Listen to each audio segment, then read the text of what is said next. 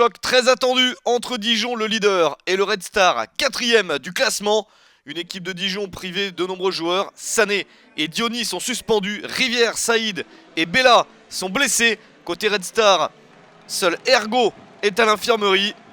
Une équipe du Red Star qui va tenter un véritable exploit, s'imposer sur la pelouse du leader.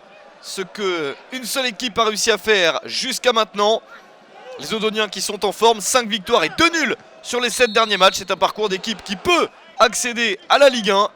Le premier but est en faveur des Franciliens, mais il est refusé pour une position de hors-jeu.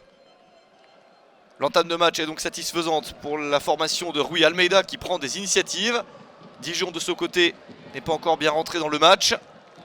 Pourquoi pas sur ce 1-2. Et une première frappe qui passe juste au-dessus de la barre transversale. Une bonne réponse pour les joueurs d'Olivier Dalloglio. Une défaite sur les 7 derniers matchs seulement pour Dijon, 4 victoires et 2 nuls.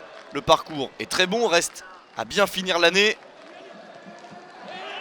Avec ce nouveau ballon dans la surface et un nouveau but refusé dans cette partie. Le tir à bout portant du capitaine Cédric Varro. L'arbitre Florent Batin estime qu'il y a eu un contrôle du ballon du bras. On en reste à 0-0. Nouveau coup franc pour les Bourguignons. Et encore une fois, ça passe juste au-dessus. Arnaud Balijon peut accompagner le ballon du regard.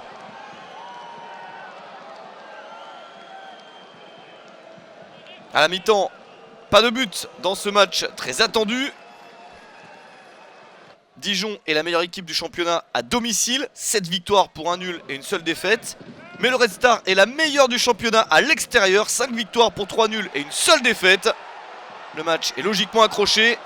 En seconde période, une opportunité de plus pour Dijon avec Julio Tavares. Mais le Cap-Verdien n'arrive pas à mettre le ballon dans le but. Il est ensuite percuté par Arnaud Balijon.